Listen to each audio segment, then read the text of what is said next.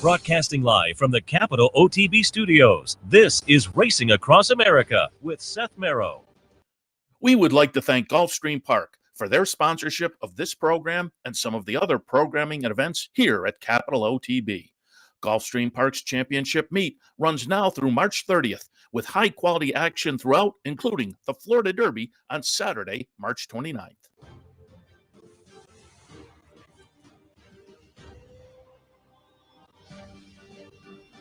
Good morning and welcome to Racing Across America on this Sunday morning. Yes, I am Seth Merrow. Thanks for joining us. As usual on a Sunday, recap a lot of the stakes action after a really big stakes day. And social media was a buzz. I think we've got some things to look forward to after a slow year last year in the handicap division. I think the handicap division will be fine this year, and we have some players there yesterday, but also obviously on the 3-year-old side of things, some horses to look at as well. And part of the big day yesterday was down at Gulfstream. And our Boots on the Ground program, who better to talk to than Steve Byk? He was down this week down at Gulfstream as part of his cross country. I said yesterday, as I was previewing the show, it wasn't quite cross country because it's mostly east of the Mississippi at this point, but we'll maybe venture past that in the coming days. But been heading to some big racing events, some racing organization events as well. Steve Byk with the radio show was down at Gulfstream. So, again, who better to talk to? Steve, good morning. Good morning, Seth. And your geography teacher can't be too happy with you because I did start the trip in New Orleans. Is that, well, that is at the bottom of the Mississippi, right? So that wouldn't be. Yeah. That counts, I think. Right, okay. I basically started in the middle, came east. I'll head back west later on. Nice, strong period here in Florida. Was at the HPPA convention Monday, Tuesday, and Wednesday. Then came over to Gulfstream for this. I'll stay a couple more days. And then I'll go back to Tampa for Tampa Bay Derby, then up to OBS for the March OBS sale. And then out to Vegas for the handicapping championship. Looking forward to listening to you out at Vegas. Would love to get out there again ourselves for coverage, or I'd like to get out there to play, but I just don't get enough of a chance to jump in, but looking forward to that. So that will then qualify as cross country. And again, we are trying to twist your arm a little bit to continue the trip another week and come down to Florida Derby. We'd love to have you sit in with us for a loose on the lead version of the handicappers report. We'll see how that shakes out. But so far, okay. No, I'll be at Arkansas for the Arkansas Derby, okay. where it looks like Baffert is going to send Barnes, but they're asking for you, Seth. I mean, I must have been asked 4 times. When is Seth coming for Florida Derby, and are you going to be there? And that's all they talked about, Seth. They didn't care about sovereignty. They didn't care about disruptor. All they want to know is, when is Seth Merrow coming to Florida? Because they want you to get some color. They think you're a little pale. There is no question about that. And so we're looking forward to it, no doubt. And last year we had a lot of fun, and there was the grandkids had the fun looking at you as they ate breakfast. So we enjoyed that certainly. But give us a little the industry confabs you've been at the past month or so. Give us a little overview of what the feeling is in the industry, given it's just been a kind of a wild couple of months. Well, the decoupling topic in Florida that is now in the hands of the Florida legislature is really the most important topic, and the other stuff seemingly is on the back burner, including HISA and the Supreme Court. There's not going to be any movement there, it seems, for a while. Everybody will be watching the FCC. There's an important FCC case that's going to be heard by the Supreme Court, which has ramifications for the HISA HPPA case.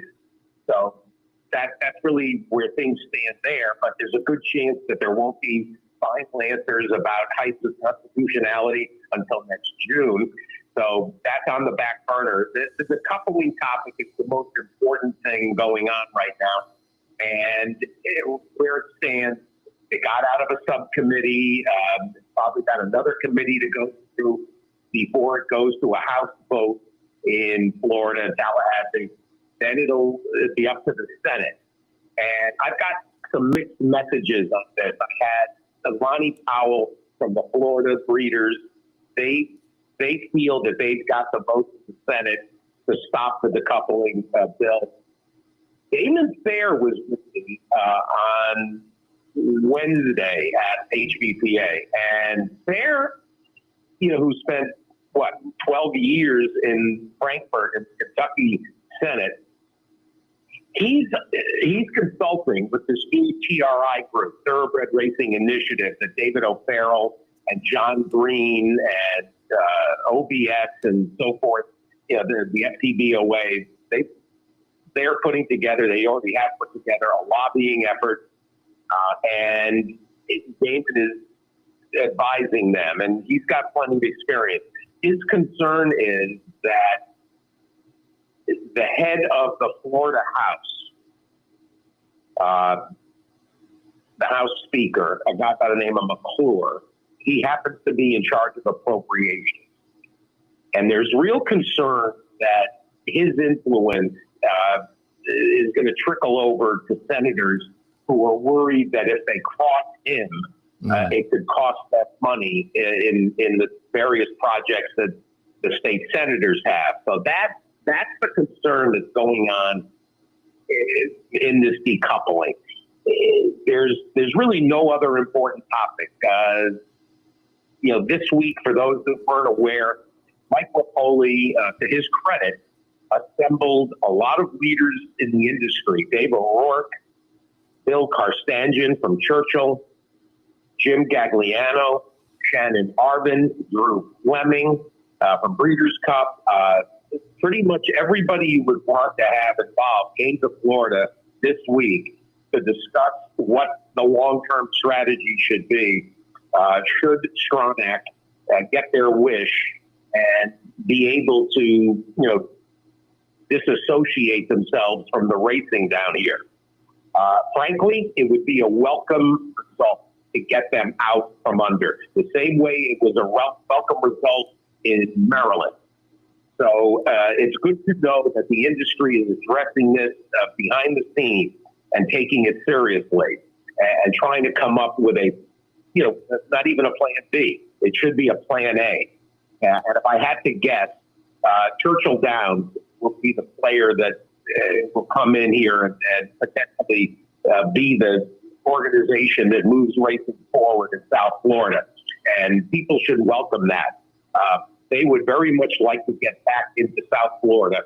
And people are going to say, well, then why did they close Calder? They closed Calder because of the date and what happened with Gulfstream and Hialeah.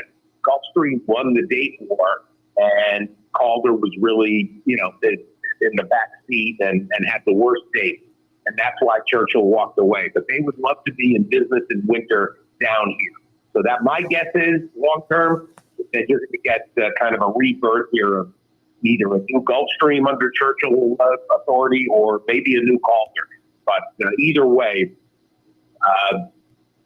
there seems to be a path forward in South Florida. That's the only thing that people were talking about down here, certainly yesterday and the 3 days I've been here. The topic up in New York, I know there was that idiotic piece in the New York Times. Nobody's even paying any attention. It's a complete joke. Ray Pollock blasted it and tore it to pieces. It was inaccurate. It was misinformation. It was a lot of the old nonsense regurgitated.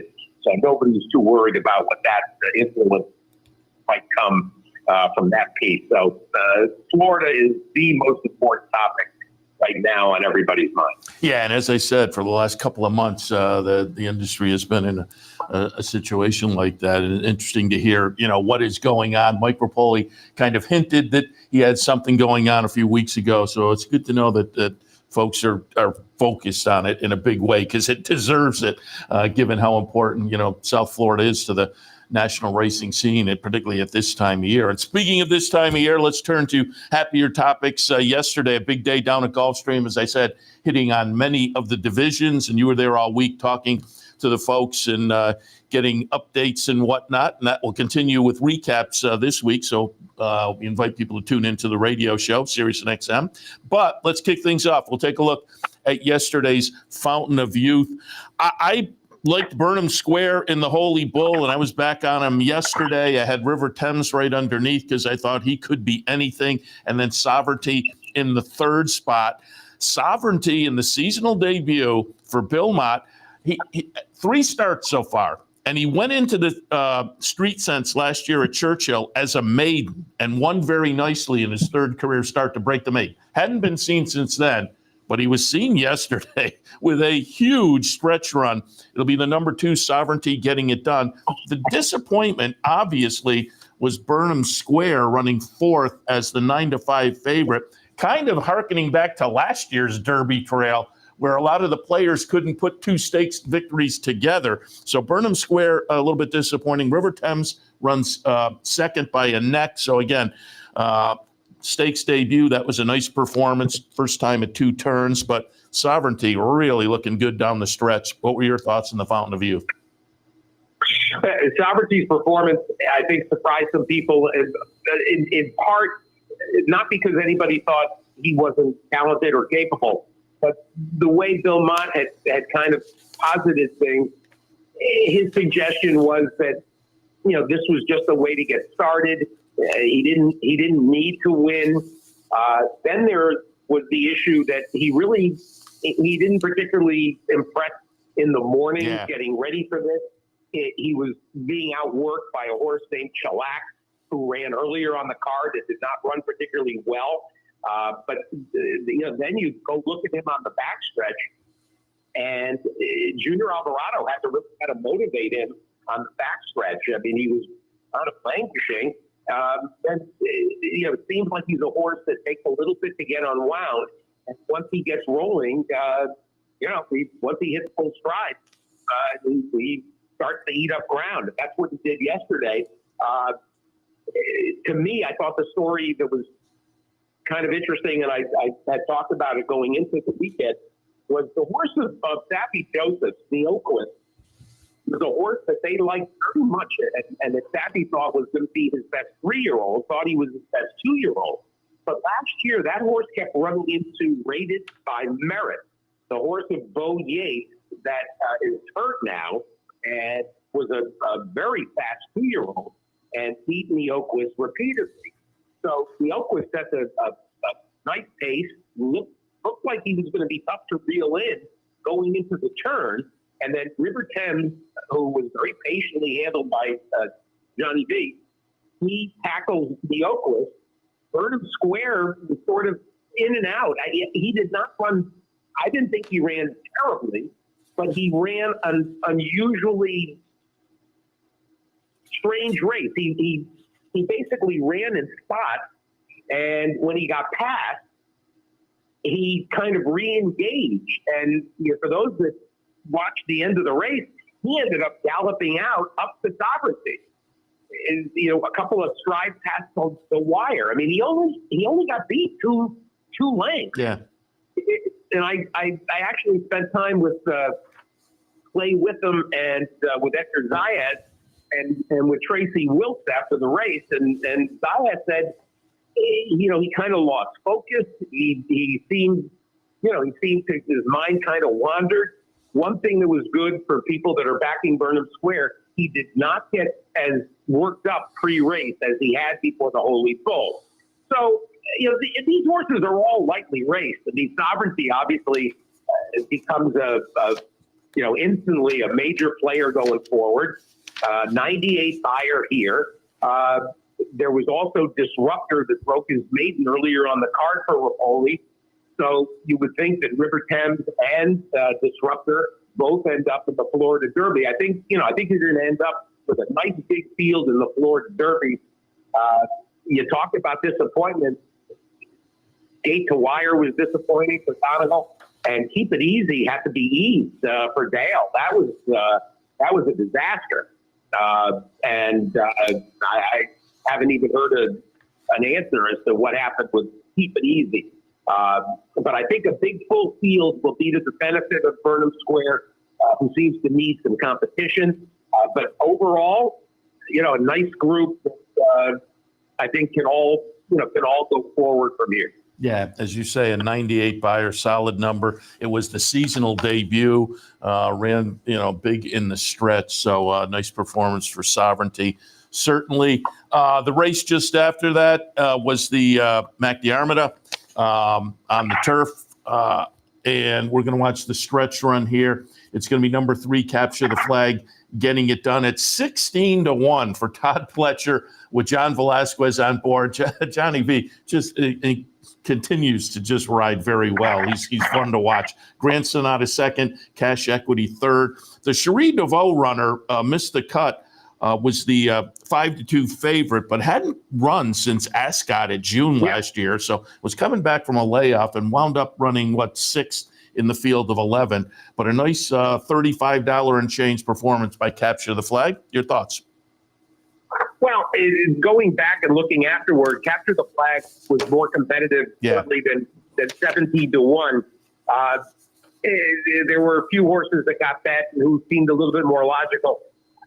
5-2 was a little too low of a price, certainly on the cut off of basically an 8-month playoff. Todd runs 1-2 in here. Grand Sonata, I thought, ran very well to be second. You got to understand that turf course was giving it up to speed. Pretty much everybody that went to the front, it was tough to reel in. I mean, I don't know if I imagine we'll talk about Mead Bago, who was just unbelievable, and Vixen, and you needed to be close on the turf course for sure. But a nice win. Joe Allen and Coolmore involved in this Quality Road 5-year-old. It's a nice win for him. Yeah, no question about it. A little bit earlier, the Honey Fox, a mile on the turf. I liked In Our Time here. In Our Time is going to wind up running second. Again, kind of a lukewarm favorite. It was a day where the fields were large and competitive in many of the races, and In Our Time was a 3-1 favorite and winds up running second behind Special One, the 7 horse who was 7-2 in here. Gets it done. Chart margin is going to be a length and a quarter. Poolside with Slim runs third, but it is Brendan Walsh with Luis Saez getting it done in the Honey Fox. We're watching them come down the stretch right here. What were your thoughts there? Well, this is I just want to turn to Special One. This is, a horse that's this was only the 3rd North American start for this Bilardo. And Bilardo's a sire not a lot of people are going to be familiar with, son of Lope de Vega, 5-year-old mare that's only run 8 times and it's got 3 wins, 2 in North America, and first stake win in North America. This is going to be a nice addition to the filly and mare mile division, which is always a fun group. Tax implications, had way too much to do on a course that was going to be difficult for anybody to close into. Ends up 4th. Good seasonal debut for Poolside with Slim, our friend and partner on Landauer, Patrick Lewis. I was happy for Patrick. He couldn't come. He had his son's volleyball tournament. And sometimes that takes precedent, which you can understand, certainly. The other precedent that was established last year was the Australian traders, both Ian Wilkes and Brian Lynch, 2nd year in a row that they've gone to Vegas with apparently 25,000 Australians from around the country and around the world for that. I guess is it the rugby, the international rugby tournament? Oh, I don't know. They're the 2nd year in a row that they've done this, and they were neither one, Lynch or Ian, were in Vegas with 25,000 of the closest Aussie. I didn't realize. So rugby's huge in Australia. Who knew? Well, it was either the rugby. It's either the rugby or the Australian rules football or whatever. They did this. I remember they did this last year, And when I saw Tracy, I said, where is Ian? That thing again. She said, "Yep, he and Lynchy went off to Vegas." That's hilarious. And it was a 94 buyer for Special Juan, by the way.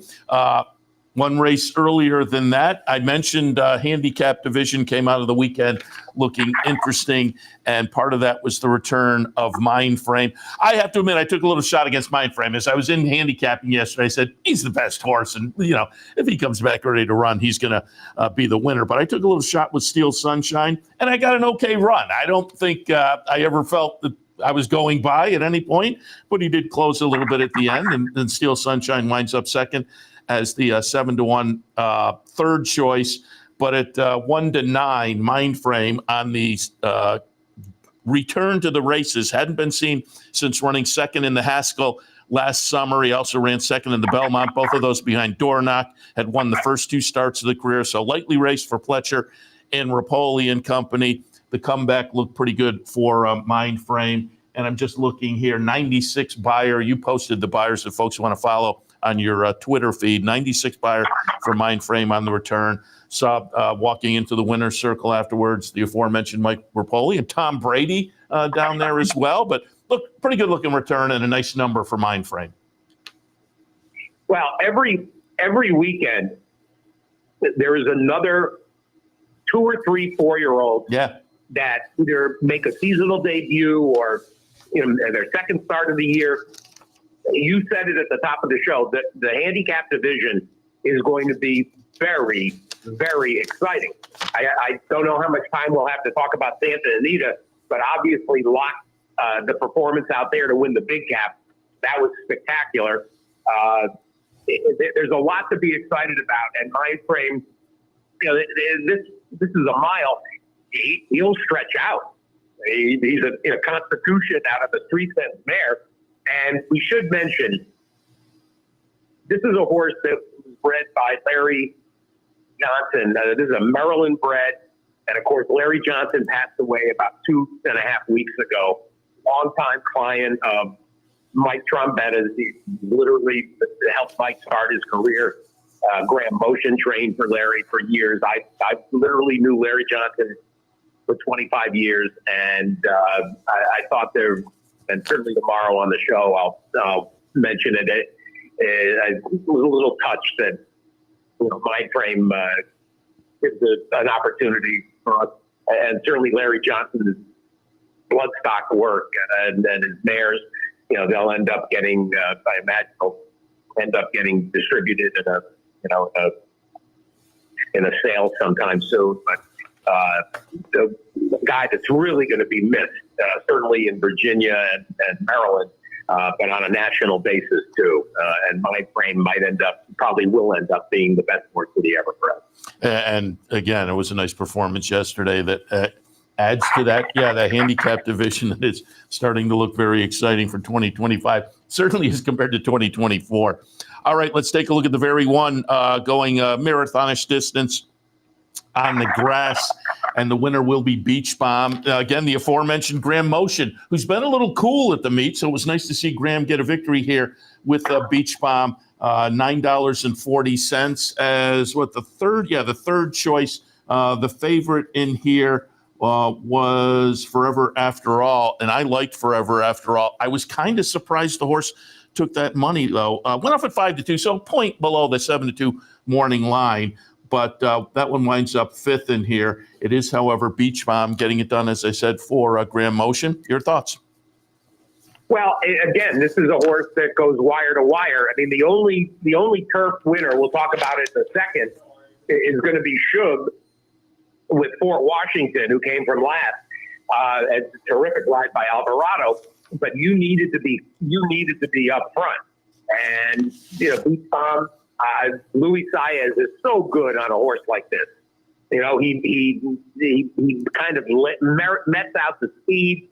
And then when he gets into the turn, he won 2 races for us on Williams Lucky Gray and rode her the same way both times. Up on the front end, just sort of maintaining a length lead or so, and then powers away off the turn and makes everybody else panic. And this mare was very strong. Another 5-year-old and another South African runner. So I agree. It was nice to see Graham get a win. And he came into the day 1 for 30 plus. So this is the first North American stake win for Beach Bomb, and she adds to the female filly and mare turf division. Absolutely. You hinted at it a moment ago, and looking at your selections on your webpage, and you can always check out Steve's webpage on the weekends and really throughout the week as well. There are selections on big days and whatnot, but we'll hit on in a moment. You had a nice day at Aqueduct, certainly. But you and I both obviously were happy after the Canadian turf, because I, too, had Fort Washington on top, and I was amazed at the price. We're going to wind up with $13 here. I had the exacta straight as well. And we're going to watch. It is a ding-dong finish, as you say, kind of going against the track profile. Number 3, Fort Washington, will get up late. The top 4 finishers, nose, neck, and head. This was a real ding-dong battle. Running third is going to be the favorite, number 5, Silent Heart. But as I say, I had Fort Washington over Major Dude for the exacta in there. Again, $13 on the win, just under $40 on the exacta. Shug gets it done. Junior Alvarado in the saddle. Nice day for him. Your thoughts on the Canadian turf? Well, there's a couple of things that happened here. You know, you had Axelm, the horse named for the great Pete Axelm. You had him run off before the race, and that became important. And I think in retrospect, it had a lot to do with how the race ended up being bet. Because he's a turf sprinter, Axel, and I think people thought that maybe with him having to scratch, it would slow the pace down, and it would make it more difficult for Fort Washington. I mean, when I looked up as they were approaching the gate, Fort Washington was 4-1, and I thought, this is nuts. Yeah. And the money all gravitated to Silent Heart, who, you know, certainly was a player, but not even money. And Major Dude was 5-2. And then when they crossed the wire and I looked back again, I realized that he was 11-2 when the $13 went up. It was absolutely crazy that he was ignored like this.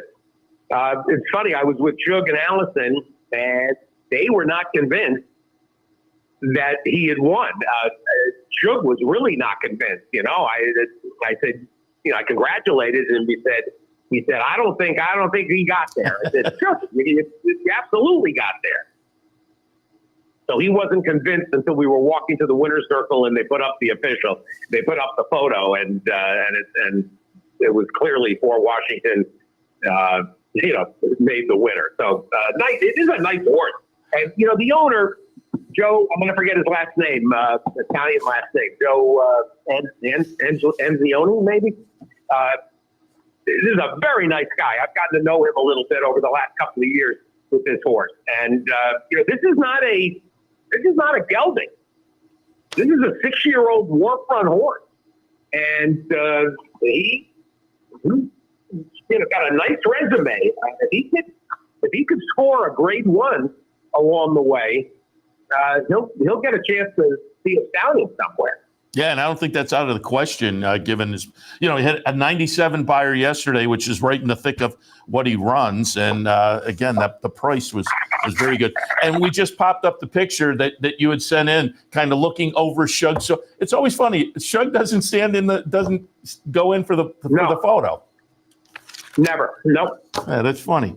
All right, let's go a little bit earlier. The Devona Dale Fountain of Youth was for the boys. Devona Dale for the 3-year-old fillies. I had the top 2 flip-flop. I was really impressed with the seasonal debut for Lacara over at Tampa, so I had her on top. And I wasn't quite sure what to do with the Queen's MG. I put that one underneath off the most recent couple of thirds, including the early February third-place finish in the Forward Gal. But, of course, had won a couple of stakes last summer up at Saratoga. She kind of redeemed her 3-year-old season, though, yesterday. The Queen's MG gets it done, and pretty convincingly in here. Vacara does hold on for second, but it's Irad and it's Safi. Your thoughts on the Queen's MG and the Devona Dale? Well, from a personal standpoint, I had sort of convinced myself that the Queen's MG, that she really wasn't going to move forward at any point off of her that 2-year-old form last summer when she won. This was a very good effort. I'm not sure yet. Let's see where they end up. The number is an 80. The number is not jumping off the page. No, I thought. I mean, I don't want to take away from Queen's MG, but let's be honest, Vacara and Ballerina Doro disappointed me. They really did not show up. Yeah, no, I agree. And it is one where I want to see the next start as well to see how it plays out. The 3-year-old filly division, which started the year, I thought with a lot of promise, is not really necessarily fulfilling. Obviously, with Immersive going to the sidelines, that hurt a little bit, but we'll see how it plays out. All right, the Colonel Liam, we've talked about this a little bit already a couple times, but Mibago was very good looking for Mark Casse in this race, gate to wire and kind of pulled away in the stretch. Was the 2-1 favorite in here. Entered the Dragon, runs second, and George Briggs runs third. I had George Briggs run underneath. I had Mibago on top off the 2 races just prior. But George Briggs, I thought, was a little bit interesting for Chad underneath. And that one, as I say, just misses running second in here by a nose. The chart margin 4 3/4, nose, neck after that. But Mibago, I thought, impressive in the Colonel Liam. Well, this is actually a fun story because this is a horse that Gary Barber bought, and it moved over to Cassie. And when he's a New York bred, and he happens to be a made foal. So part of the story is that, as a 2-year-old, anything you were asking him to do, he was going to be a little behind a lot of his classmates, just, in terms of natural development. But after he didn't run well in the funny side, Gary said to Mark Casse, "Well, I'm sorry. I guess I pulled the trigger too early, and this is a bad buy." And Mark said, "Don't worry about it. Wait till he gets on the grass." And sure enough, moved him to the grass at the Algonquin up at Woodbine, and he wins there. In thoroughbred aftercare, got beat a couple of lengths, and now he's run off 3 straight wins. November, January, and now.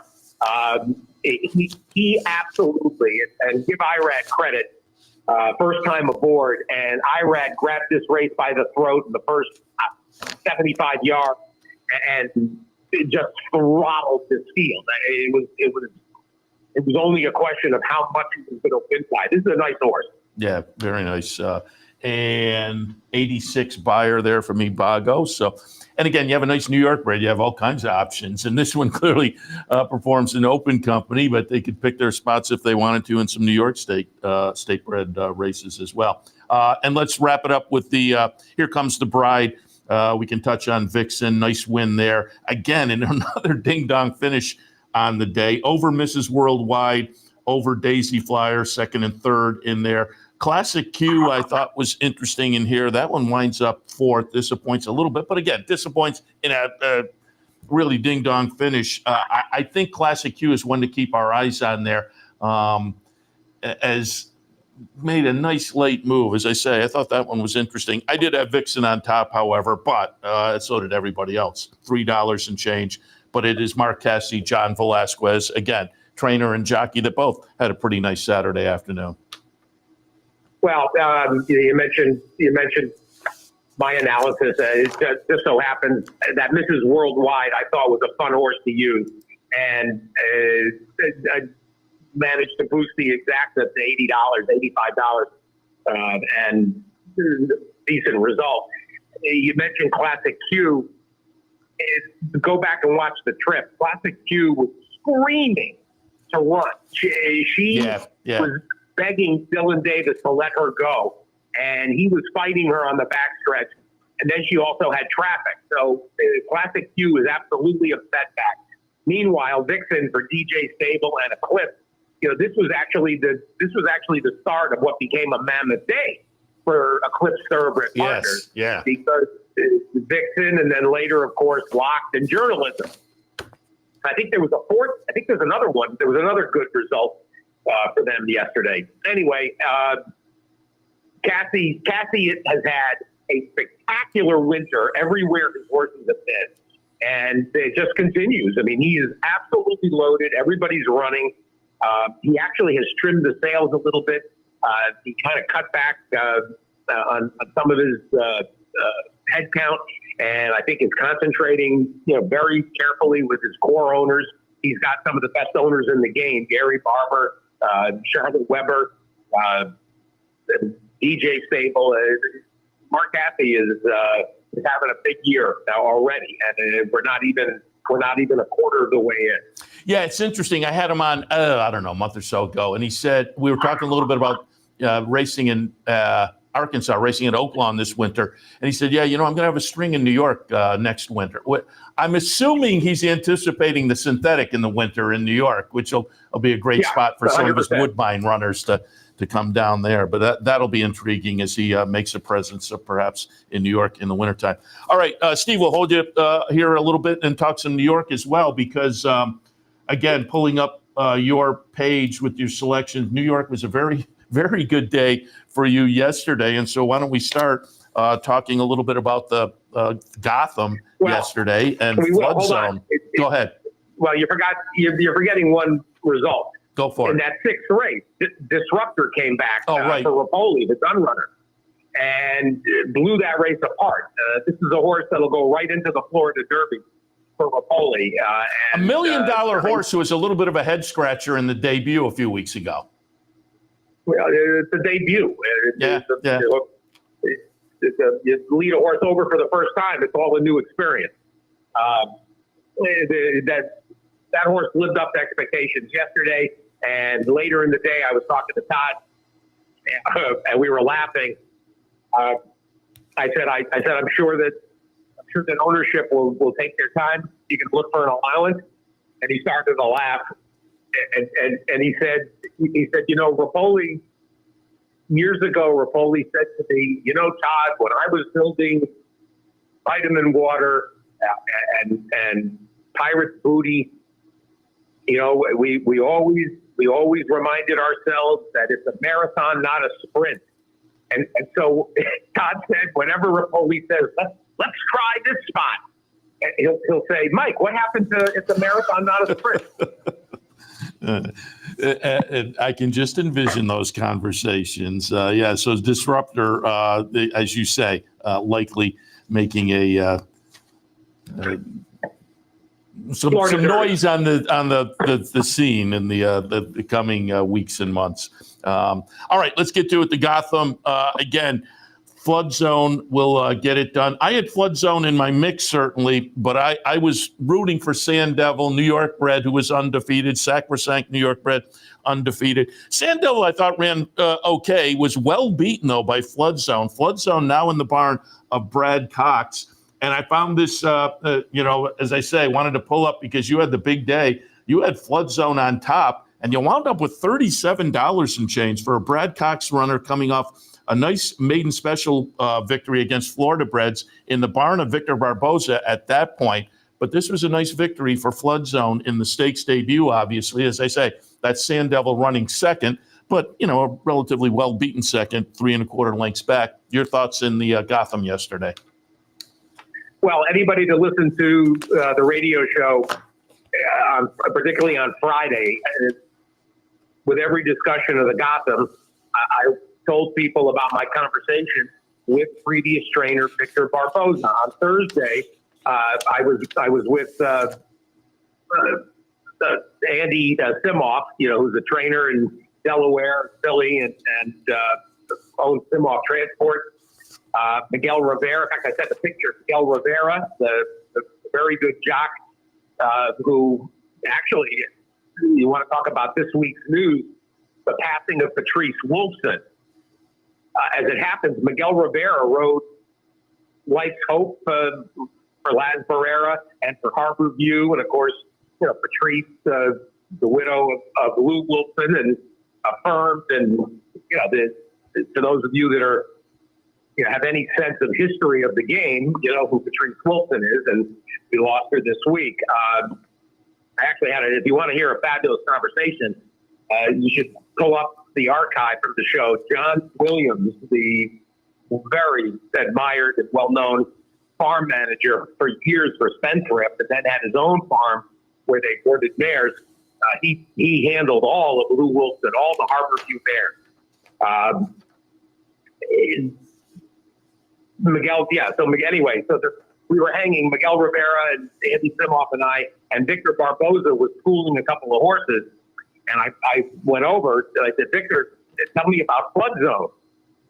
And his eyes lit up. He said, God, I hated to see the van come and take him. He said, he's just getting good. He said, but those people offered so much money, my owner had to take it. He could not say no. It was too much money.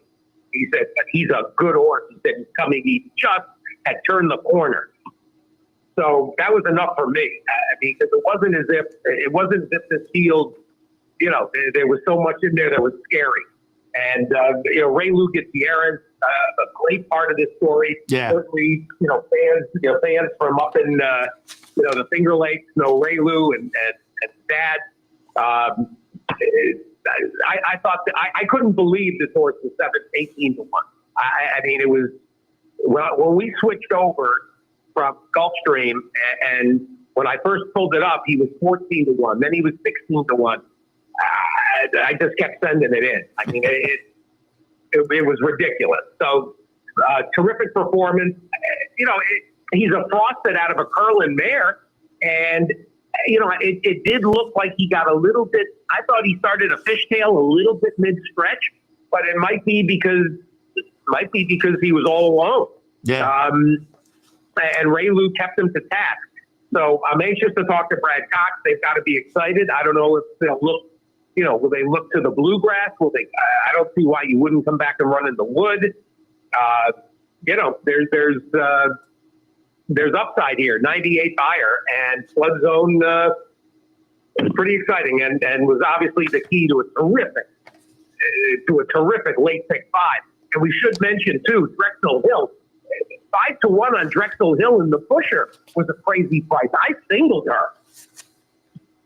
And we can take a look at that. We have the stretch run to the Busher. Again, that on the big day for the 3-year-old boys, there's typically the 3-year-old girls, and that was the Busher. And it will be Drexel Hill, the number 3, getting it done here for Wick Beckman and Ben Curtis on board. Coming up from the fairgrounds, and it's always interesting when horses in the wintertime are based at some of those southern tracks and come up to New York to try.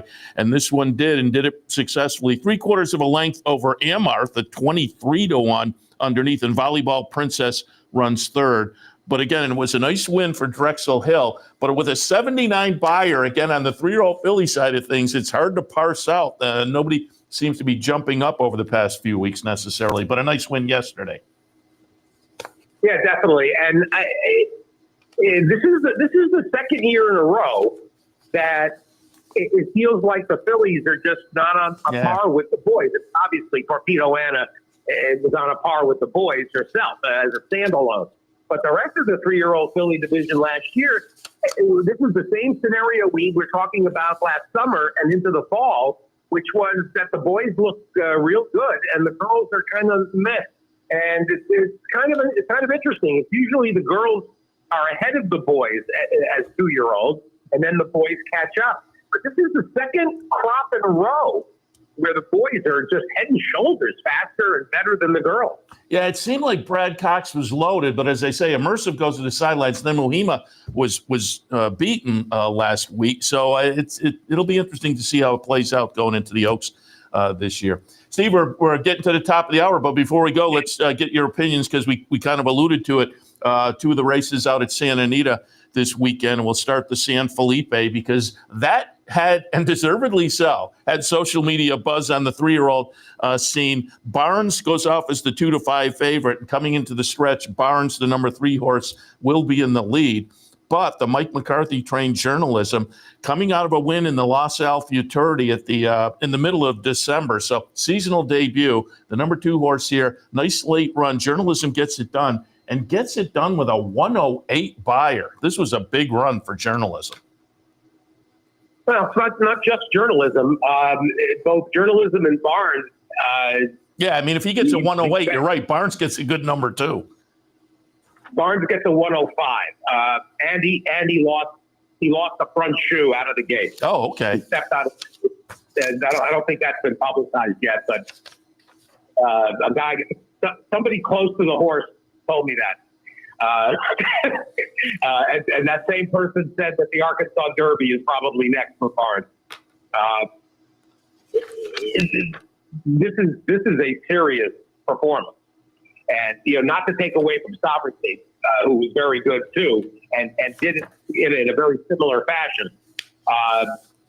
He ran down a horse that was kind of loose, and the interesting thing is, Barnes got a little bit of a breather on the backstretch, and so for him to get a little leg weary there and get caught.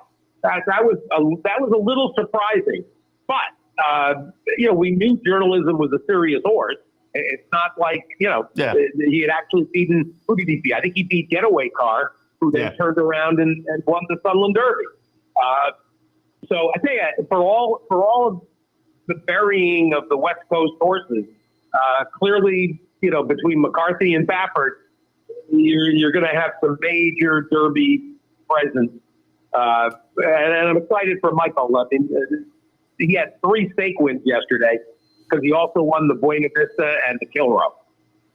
And we'll wrap it up by looking at the other stake out at Santa Anita, the big cap, Santa Anita handicap, because, again, this plays into that just phenomenal run by some of the 4-year-olds to make this handicap division this year, early in the year, look like it's going to shape up very nicely.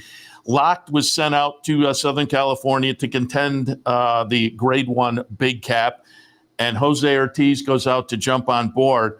Locked was phenomenal yesterday. Express Train runs second. Hit Show runs third in here. Hit Show with the well-beaten third, maybe a little bit disappointing at 5-2, but no disappointment for Locked. Goes off at 3-5. Chart margin here is over 8 lengths and a 109 buyer. This was a huge performance. It really was, and the question for him was the 1.25 miles. It was always last year. It was always assumed that he was going to be a classic distance horse. Now it's confirmed. This is not exactly the same as what Todd did when he sent Dino Rosso to Santa Anita to win the Hollywood Gold Cup, and that came a few months before Dino Rosso won the Breeders' Cup Classic at Santa Anita. Obviously, we're going to be at Del Mar, but shipping the horse west either way and having him perform to that level is I won't even call it career defining because he's got a lot more to come yet. But this was a fabulous effort. They had considered going to Saudi. I'm really glad they didn't because they end up giving Todd Fletcher his first Santa Anita handicap. A very nice addition to his sparkling career resume. For Aaron Wellman, certainly an eclipse. It's a huge win. A lot of things here. Jose Ortiz, Jose and Irad go through the chart and look at my buyer reports each week. The last 3 weeks, Jose and Irad, everywhere they've gone, they've just dominated. I mean, Jose, this was his only stake win on Saturday. But the two of them have just been on an absolute tear this past, really since the beginning of the year, each big weekend. Kind of notable. So a big win for Gun Runner, of course. Journalism's a Curlin. The Curlin will have another big presence on the Triple Crown Trail. It was a fully satisfying Saturday, Seth, start to finish. It really was, and I kind of alluded to that at the top of the show when I said the 3-year-old scene became more interesting, the older division became more interesting, and there. social media these days is interesting in of its own right, but it seemed like a lot of positive, comments coming out of yesterday, really, again, coast to coast. And you mentioned IRAD, and I just pulled it up because I pulled it up earlier this week. As far as number of wins so far, we're 2 months in now. IRAD, as far as number of wins, is at the top of the list, and Jose is third nationally. Well, actually tied for second with Manny Franco. So they're sitting 1-2 on the list. They've just been, and it was a good move. Jose going down to Fairgrounds has turned out very well for him early in the year. So, they've been fun to watch. Steve, we'll let you go because we got to wrap up the show, but we appreciate, as always, the boots on the ground commentary from the Gulfstream and more. And give us, again, what the radio show and the cross-country trip has coming up over the next couple of weeks. I'll spend 2 more days down here on the Gold Coast, and then we'll go over to Tampa for Wednesday, Thursday, Friday in advance of Tampa Bay Derby Day, the festival day, as they call it. I think it's the 46th, maybe, as they approach their 50th anniversary, which Mrs. Sayre is looking forward to. Then we will go up to Ocala for the March sale, the 2-year-old in training sale. Always a fabulous 3 days, Monday, Tuesday, Wednesday. And then Wednesday afternoon, we'll fly out to Vegas and bring the Thursday, Friday, Saturday, Sunday coverage of the National Horse Players Championship. Looks like it should be another fabulous NHC. Brett Weiner is your tour champion, and he's really a guy that could win $2 million bonus because he's as good a player as there is. It would be no shock. He's a Hall of Famer already of NHC. The Matisse clan will be out there in full force, and you can look forward to plenty of Chick and Duke and Paul and the whole team. Looking forward, as always, to the coverage. And then I think I'm going to come home for a week, I hope, and I'll say hi, honey. Tina's home. I'm taking care of things at home. In fact, she touched up the paint on the stairs, which I appreciate. Thank you, honey. So hopefully I'll still have a wife when I come home. I'm sure. And we always appreciate. Yeah, don't be so sure. I'm trying to help you out here. But we appreciate the visit, as always. And again, great work. I've been listening to the show, obviously, as you've hit the various events, and always great work. That will continue this week with some recap of the various stakes as well on the radio. But I'm looking forward to it. I continue to say, it's like my mantra here when horse racing radio show at a handicapping contest. How's that go together? And it goes together great. And I think the folks at NHC have to probably tip their cap to you as well, because every year you get people on your show who say, and I see how it happens, they got involved from listening to the show. And it's a great 3 days where you're kind of sitting at the event, which, again, if people have never been out there, jump in contest play. It's great. It's like a horse players convention. And obviously folks want to win. It's very competitive, but it's a friendly, competitive atmosphere. But you bring in some of the best handicappers around the country and pick their brains, and it really is a fun 3 days. So I'm absolutely looking forward to it.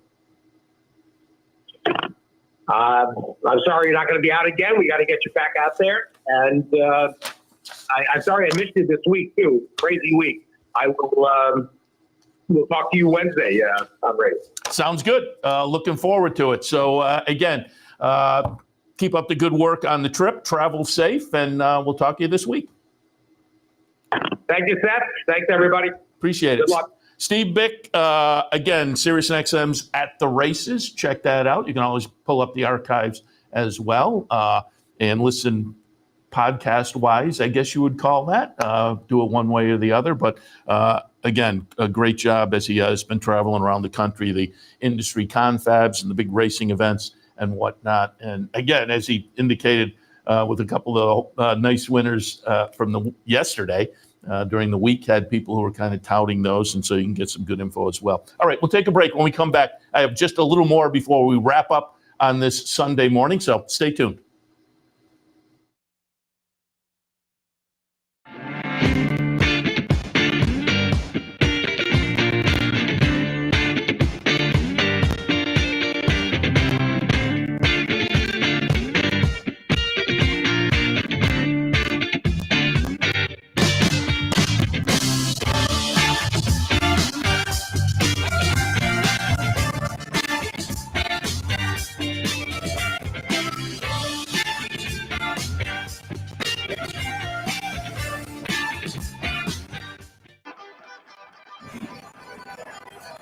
Want to get your career in horse racing off to a fast start? Well, the University of Arizona's Racetrack Industry Program is your winning ticket. The Racetrack Industry Program has served as a springboard to some of the industry's most successful individuals, with a proven track record of job placement right out of college.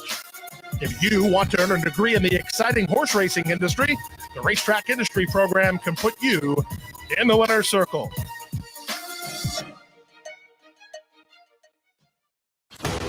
Sometimes it pays to go with the flow, to check your worries at the door, to reconnect with your crew, to follow the thrills and the flavor, to roll with it and see where it takes you, to enjoy every minute to its fullest, and to dance like there's no tomorrow. You can do that here at Rivers Casino and Resort Schenectady, where the good times flow. Welcome back. And last Sunday, we had Kim Weir on from Therapeutic Horses of Saratoga promoting an event that was held last Thursday night, 100 Days to Belmont.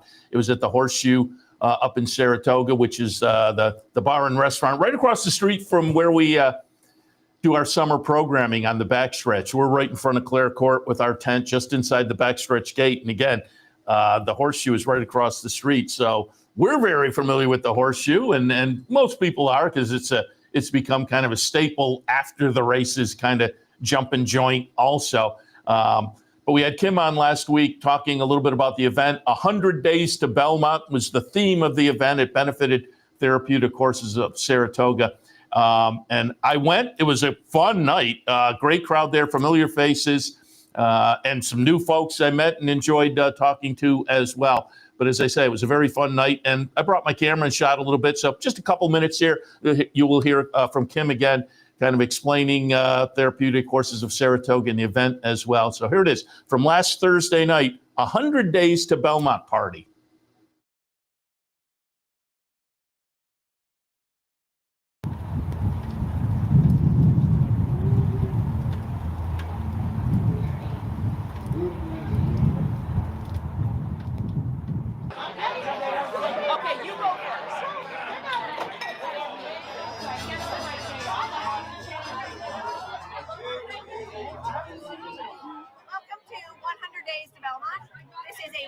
Fundraiser for Therapeutic Horses of Saratoga, right here at the fabulous Horseshoe Bar and Grill in beautiful, snowy Saratoga. We are benefiting THS, Therapeutic Horses of Saratoga, tonight. It is a charity devoted to retired racehorses, but we also take care of these horses and then share them with the community through therapeutic programs that are helping kids, veterans, families, and actually just about anyone who wants to build a connection with a horse.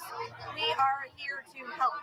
But tonight is about fun and friends. We have a raffle going on. We've got some food happening, a great cash bar, and our friend Jeff Walton is playing music to bring us all together around the horses that we love.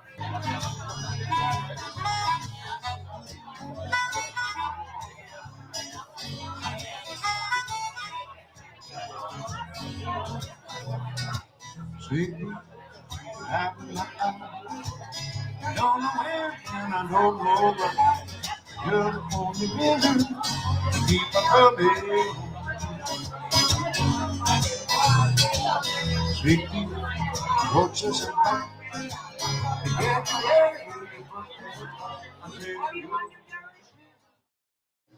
Again, that was last Thursday night at the Horseshoe up in Saratoga. 100 Days to Belmont, benefiting the Therapeutic Horses of Saratoga. You saw the website there, thsaratoga.org. You can check out if you'd like to learn more. There were some shots in there that I had a visit to the farm last summer. It's just outside of Saratoga. And typically they have some events there where you can visit the farm as well. So keep that in mind. But if you check out the webpage, they have an events list. They had the Bacon Brothers concert out there last year. And I think there's another concert scheduled for this fall. So you can keep that in mind.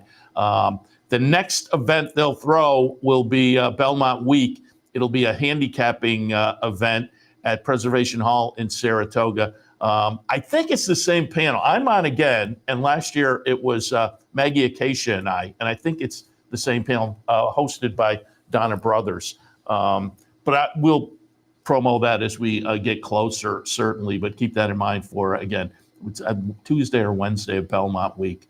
up here in Saratoga. But Thursday night was a lot of fun. As I say, some familiar faces, met a lot of new folks that were enjoyable to talk to and have some fun with. It was a great event. And with the Belmont, it is not in stone at this point, but it potentially is back again next year. I would think 100 Days to Belmont might be a nice event again next year. So keep it in mind as well. But again, we would certainly alert you to that as we get closer. But had a lot of fun on Thursday night. So appreciate it. And I thought I'd give you a little insight into what the event was like with a nice crowd. And again, benefiting a nice group, Therapeutic Horses of Saratoga. All right, I'm going to wrap it up for this Sunday morning. I'll be back a little bit later with OTB Live for Sunday afternoon. We'll take a look at some Gulfstream and some Aqueduct, but we'll have plenty more action as well. Don't forget, King of the Hill contest continues today at the Clubhouse Racebook. We have been coming close to a winner. We've gotten to the last race, and I think last week the person who was still cooking at the end came up maybe a neck short. But there's a nice pot still up for grabs here with King of the Hill. It's a fun contest. So if you'd like to come down and join us today, watch the racing, you can see the sports on the sports screens, maybe grab a little lunch at Black Bear. King of the Hill contest today, Clubhouse Racebook, 711 Central Avenue in Albany. I'll just give you a little update on what is coming up in this first week of March. The bounty bet will return on Friday. It will be at Aqueduct. So again, keep that in mind. You play the late pick 5 at Aqueduct on Friday with your Capital OTB bet account, and you get a shot at the bounty. That's Friday. Friday also Clubhouse Racebook. There's the Exacta-Board contest. You can come on down and, again, a little extra fun on Friday. And that's at the Clubhouse Racebook, 711 Central Avenue in Albany.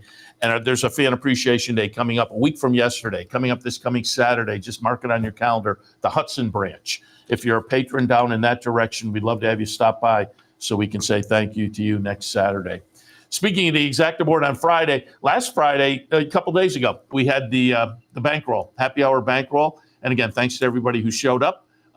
It was fun, and everybody walked away with a little money. And I was playing the bankroll, $200.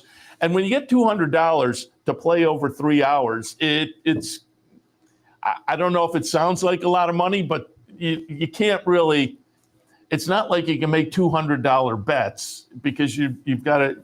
It's like an entertainment, and you're inviting people in for 3 hours. So I try to make a couple of little maybe pick plays, pick fours, and if you can stay alive in those pick fours, then you can conserve a little bankroll. So we did have a couple of pick fours. We had one at Tampa, one at Gulfstream, and went 3x3x3x3.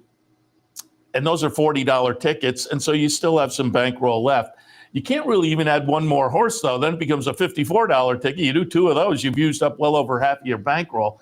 So again, I did a kind of a modest play, and we did get through a few legs there. And then I think we went 3 or 4 in both of them. And the Tampa, we lost with what would have given us 2 winning tickets because in the third leg, one of our 3 scratched, was a late scratch, and we ran second with the favorite who was on our ticket. The favorite wins. Now we're live with 2 tickets. That would have juiced up the bankroll nicely, but the upshot is the 2 pick fours did nothing. I took a few other shots, daily doubles and some exactas and triples, and we hit a small triple that really wasn't anything to brag about. And so it got to the end of the afternoon, and I had $30 left, and I did a trifecta box down at Oaklawn because Oaklawn this year there have been some results, and it was a field of 10. The favorite was 4-1 as I played. So the money was getting spread out. And so I thought, I'll play a little try box with the money I have left and see if we can get maybe $100 more for the bankroll team. We hit it, and it was 8-1 over 6-1. The favorite wound up being 3-1. The favorite runs third. So still, as I'm waiting for the prices, thinking, let's see if we can get, because it was a 50-cent ticket. Let's see if we can get $100, $238 for 50 cents. On the try, and with what we won earlier, everybody on the team walked away with just under $30, I think. So, you're not a life-changing score by any means, but you come in, you have a fun afternoon. for the bankroll days and maybe grab a little lunch or whatnot. You play on your own. Maybe you'll make a little money there. But then at the end of the day, you get $30 courtesy of Capital OTB. So it was a fun afternoon. And we had a nice little crowd in here. We appreciate everybody that showed up for the happy hour bankroll this past Friday. Again, you can keep up with all the promos and events like King of the Hill and the various contests. You know, I have been trying to put together a little total and maybe put a little promotional spot together, looking back to the last half of the year and the contest and what people walked away with, going back to the play of the day with Steve Byk and the Brooklyn Cowboy at Saratoga. They did great, but we had a number of contests where people wound up with some nice change walking away. And I'd love to, as I say, put together a little spot adding that up. But you can be part of that. Always check out the promotions and events on our calendar at capitalotb.com. All right, I'm going to wrap it up. We've run over our 11 a.m. close time, but we'll get you to the action before it heats up for the afternoon. And again, we have some nice racing to tune into. I'll be back with OTB Live for a Sunday afternoon and, an hour, maybe a little more than an hour or so to kick things off, some Aqueduct, some Gulfstream, and more. So we'll see you then.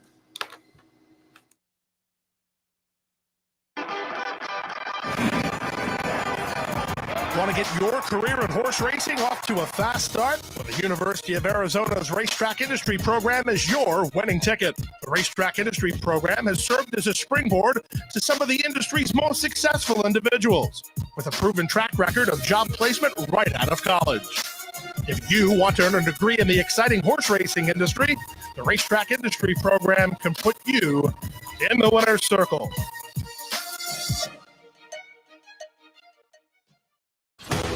Sometimes it pays to go with the flow, to check your worries at the door, to reconnect with your crew, to follow the thrills and the flavor, to roll with it and see where it takes you, to enjoy every minute to its fullest, and to dance like there's no tomorrow. You can do that here at Rivers Casino and Resort Schenectady, where the good times flow.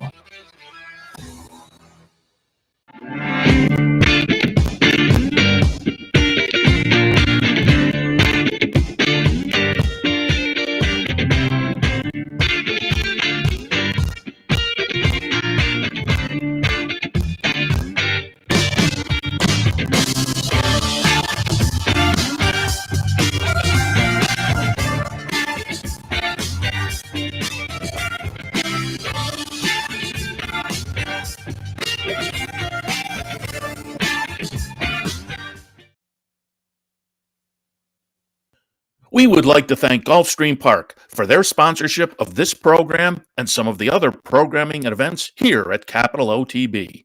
Gulfstream Park's championship meet runs now through March 30th with high-quality action throughout, including the Florida Derby on Saturday, March 29th. You're watching OTB TV, a service of Capital Off-Track Betting.